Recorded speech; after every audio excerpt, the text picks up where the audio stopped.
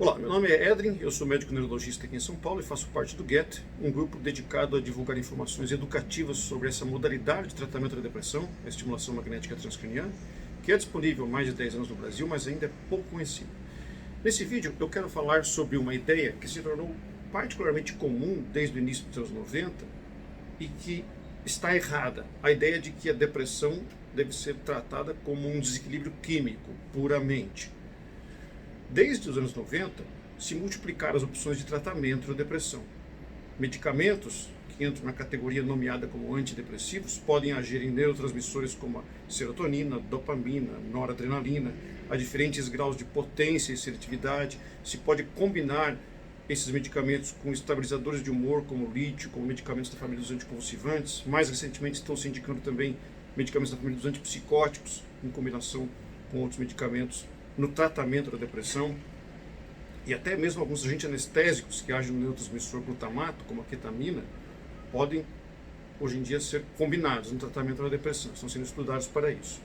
Com todas essas possibilidades de escolha, seria de esperar que a depressão estivesse se tornando mais tratável, que se estivesse observando menos pacientes com depressão. Mas o que se observa a longo prazo é uma tendência contrária.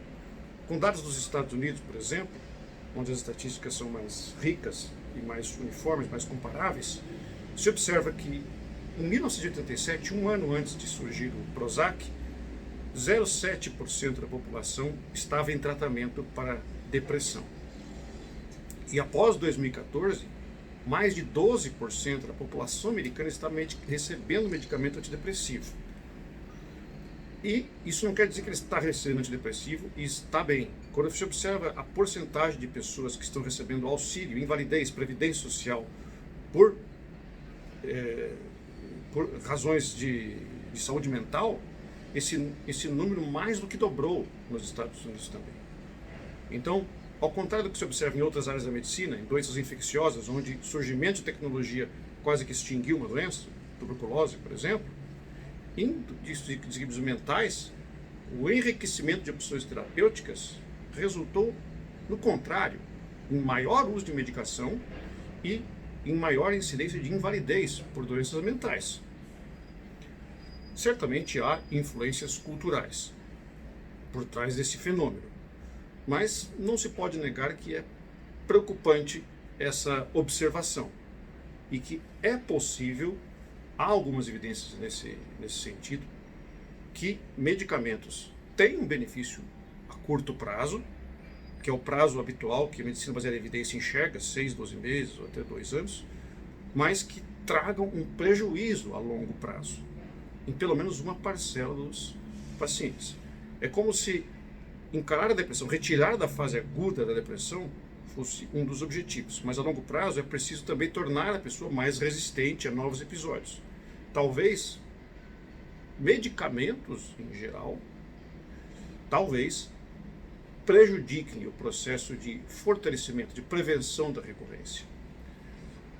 Agora, medicamentos são salvadores em alguns casos. O problema está em confiar apenas em medicamentos no longo prazo. Num paciente com depressão severa, uma abordagem, por exemplo, psicológica, pode até piorar o paciente. Ele se sente incapaz de se engajar, de ouvir conselhos e não responde à abordagem psicoterápica num quadro severo de depressão e agudo. A estimulação magnética transcraniana tem algumas características e também há dados de acompanhamento de longo prazo que sugerem que ela combina tanto características dos tratamentos biológicos como os medicamentos, uma potência para retirar da fase aguda, como uma facilitação do aprendizado que torna a pessoa mais resistente a episódios futuros. Eu convido vocês a se inscreverem nesse canal para receber informações sobre estimulação magnética transcraniana e depressão e a lerem as referências e os números que eu aponto nesse vídeo no texto cujo link está descrito nas observações. Obrigado.